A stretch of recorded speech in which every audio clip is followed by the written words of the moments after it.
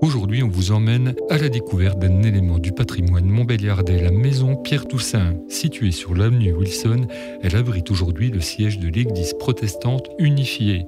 Nous avons été reçus par Jean-Pierre Barbier, président de l'association Parole Image, pour la visite de ce lieu.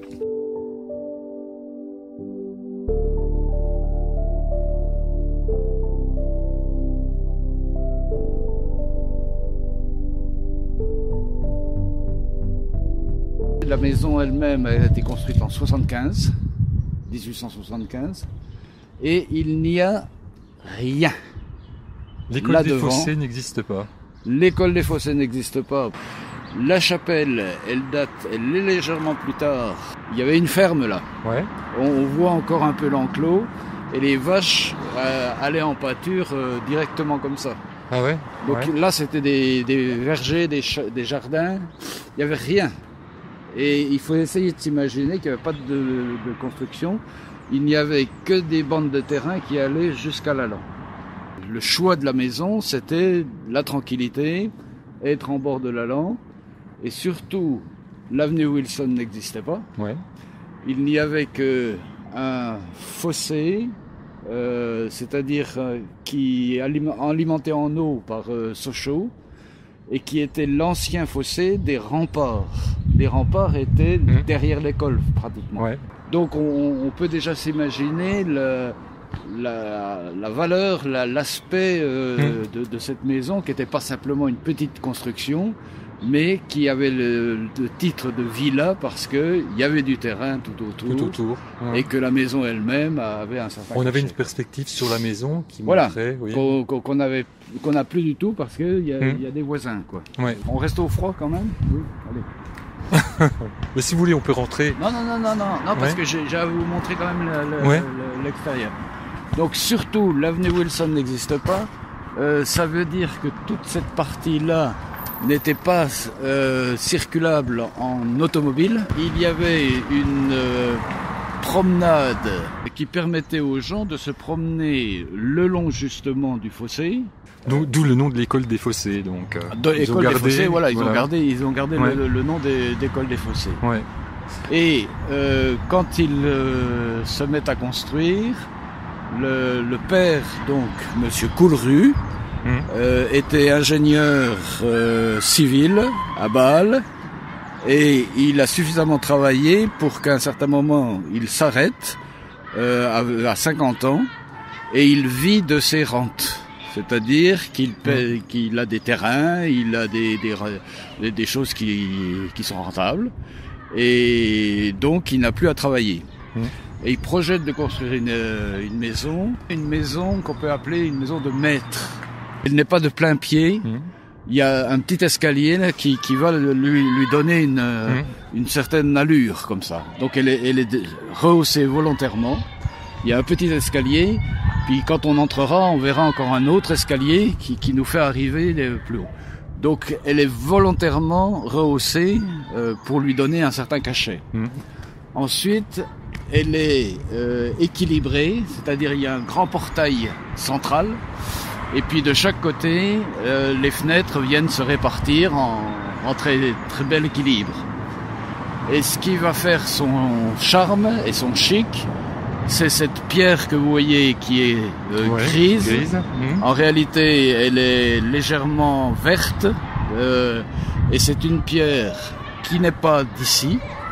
Elle vient de Berne, c'est-à-dire on appelle ça du grès de Berne ou de la molasse de Berne. Il était à Bâle et il avait certainement vu des maisons. Il avait certainement vu cette maison-là. Et on ne retrouve pas ici au Pays de Montbéliard de pierres comme ça. Ah ouais. Donc ça lui donne aussi un cachet une caractéristique particulier. Alors on peut tourner, aller justement au sud là-bas. Alors on est plein sud. Ouais. Et forcément, plein sud, il y a une petite extension là. Sous forme de bow window, et ça c'est la salle à manger, c'est la pièce la plus grande, avec des salons qui vont se dispatcher, et puis les chambres en haut au premier étage. Donc on est plein sud, et et ça donne beaucoup de lumière. Je sais pas si c'est ouvert là.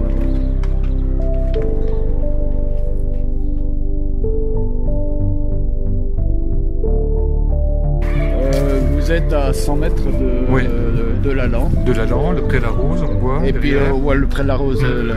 Ouais. Donc tout le terrain allait jusqu'à l'Allan.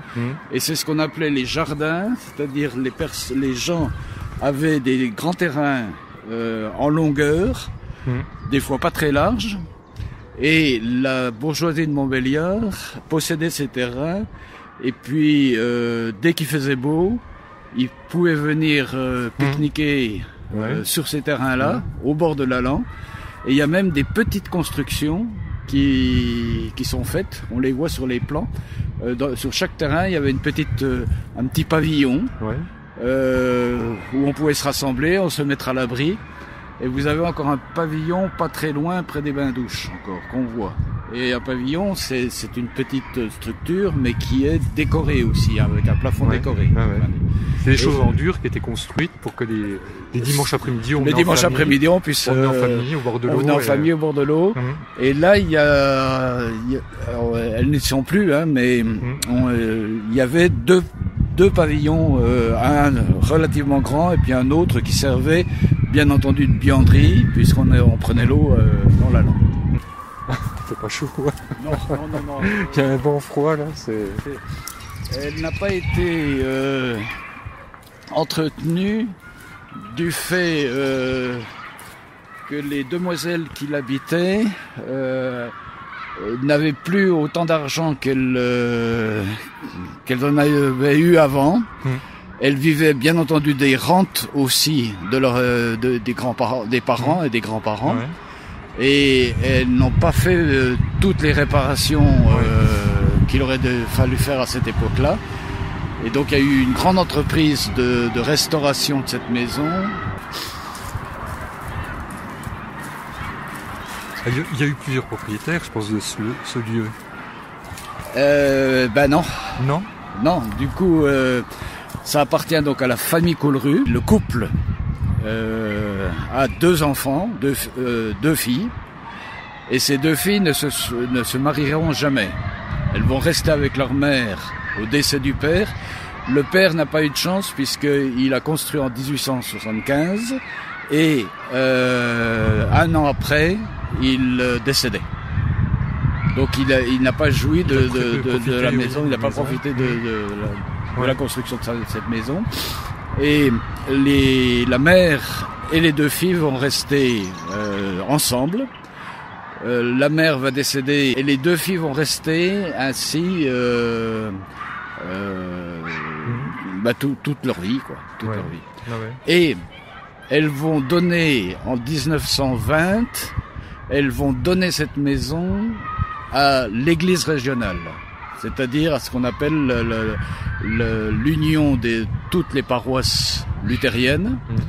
Donc c'est l'église régionale qui va recevoir ce don, à condition qu'elle puisse rester dans la maison jusqu'à leur mort, qui va arriver dans les années 35 et 39. Et l'union synodale va donc récupérer cette maison avec son mobilier. Voilà. Donc il y a un premier propriétaire, c'est Collerus, et le deuxième propriétaire, c'est l'église. C'est l'union synodale. Alors on va rentrer. Oui, on va rentrer.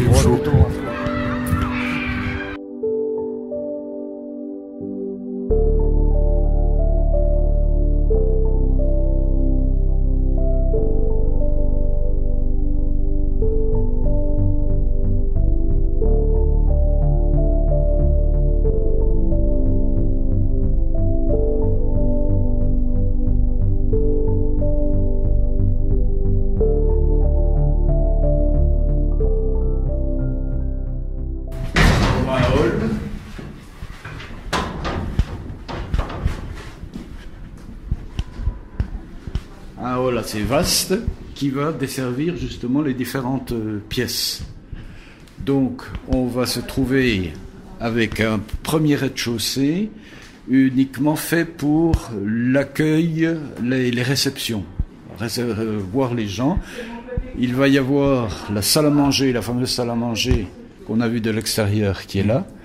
Il y aura un salon, ou plutôt un vivoire, une sorte d'intermédiaire. Quand on avait fini de manger, on est ici.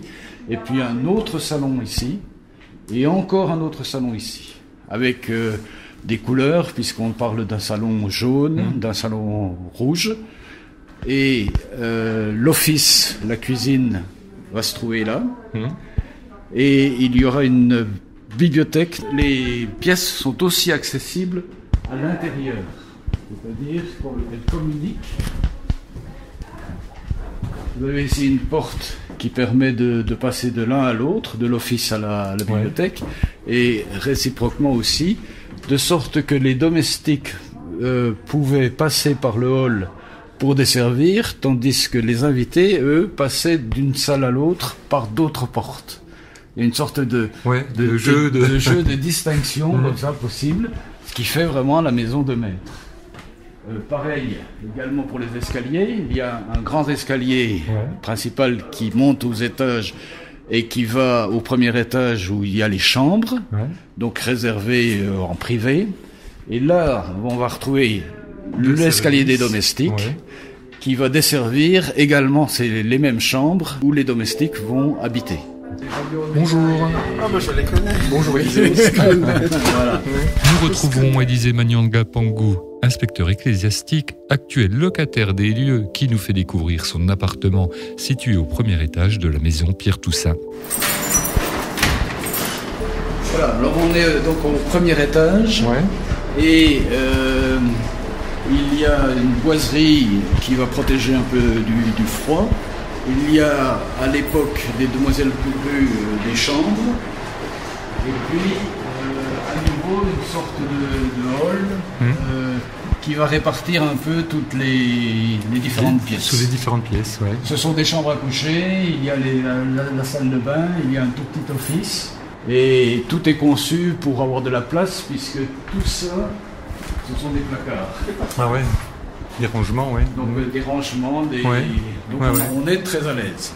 Et là, on a un superbe vitrail dans la montée d'escalier. Alors on a un vitrail qui a été cassé par la tempête aussi, qu'il a fallu réparer. C'est une maison où ça doit être agréable d'y vivre, je pense. Bah, de toute façon, pour un pasteur, on est un peu comme des moines soldats. On vit où nous exerçons notre ministère. Mais c'est vrai, quand il y a un peu plus de confort, c'est encore plus intéressant. Mais ici, c'est intéressant comme maison. Oui, c'est vrai. C'est vrai. Il y a de l'espace, puis c'est fonctionnel. Si on lève un peu les yeux, on découvre des boiseries qui sont magnifiques. Des boiseries sont magnifiques. C'est vrai que c'est vraiment une belle maison. Et d'avoir pu la laisser un petit peu dans son jus. Oui, alors garder telle qu'elle était. Exactement, c'est ça qui est important, c'est rien n'a été démoli. Et on a essayé de conserver comme c'était un peu en fonction. On va prendre les escaliers de service. Donc,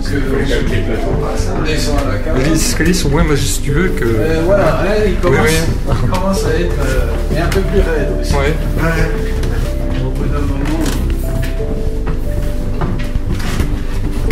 Alors à nouveau, on est là dans un certain nombre de chambres. Elle avait été conçue pour une grande domesticité, mais en fait les demoiselles n'avaient plus les moyens financiers et elles avaient en finale une dame qui était plutôt une gouvernante et une amie, quoi. Enfin, c'était plus le même régime entre domestique et puis propriétaire.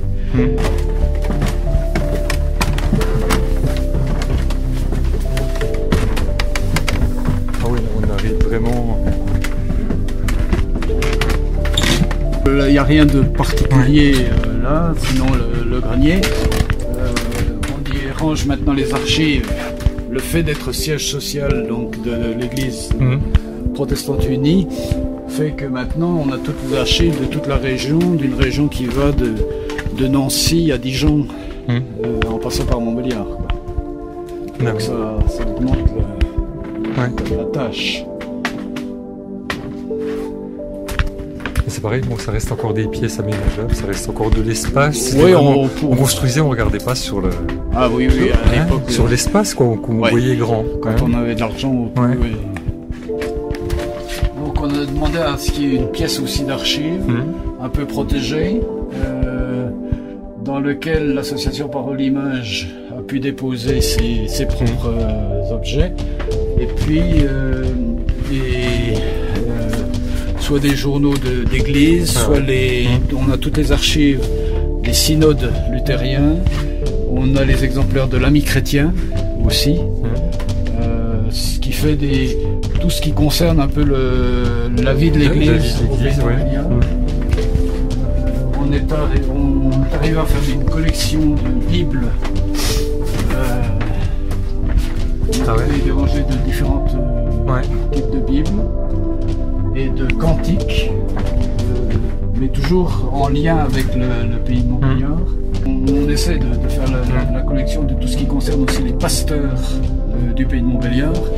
Vous savez qu'on a fait une recension de tous les pasteurs depuis justement Pierre Toussaint. Et on est arrivé à 900 entrées. On a 900 pasteurs. Je ne sais pas si vous connaissez le pasteur Hermeté qui avait fait écrit des contes. Voilà, il était à Radio Omega, ça il avait écrit des contes de Noël. Donc on a gardé un exemplaire. Un exemplaire. Voilà. On récupère aussi les sermons des pasteurs parce que c'est assez intéressant de voir à quelle époque, qu'est-ce qui a été dit, comment on le disait, les formes. Et là aussi, il y a des travaux historiques qui seraient possibles. Ça nous apprend sur les mœurs, sur la vie de l'époque, sur les relations entre les gens. Et puis de faire un travail un peu précis pour ne pas dire de bêtises et dire n'importe quoi à ce sujet-là. Moi, j'ai appris quelque chose de votre part, c'est que Guillaume Farel, en fait, qu'on présente comme prêchant l'évangile sur la pierre à poisson, en fait, faisait simplement réciter des passages de la Bible. Pour moi, ça a été une découverte. En fait, la prédication était l'annonce de l'évangile tel qu'il est dans les livres, quoi. Il y a pas moi j'en suis sûr. Oui, c'est un sentiment que vous avez, oui, parce qu'il y avait une telle nouveauté, et c'est vrai, déjà l'évangile est lui-même assez surprenant. Oui, surtout que là, on découvrait les textes. On découvrait des textes. Ça sortait du latin. Quand on entend aimez-vous les uns les autres, et puis il faut se faire le serviteur de tous, et puis il faut donner son argent. Pas étonnant que les gens aient entendu et puis après se soient un peu révoltés contre un certain nombre de personnes. C'est déjà une prédication en soi, avec la lecture de l'évangile. Exactement, je pense pas que c'était des discours. C'était pas des discours, parce que des discours, ça retombe, ça va bien un jour. Mais là, c'était vraiment qu'ils redécouvraient l'évangile. Et j'en veux pour preuve que au moment de la guerre, de ce qu'on appelle la guerre des paysans, c'est-à-dire les paysans se révoltent contre leur seigneur, ils sont chrétiens et ils ont justement entendu l'évangile.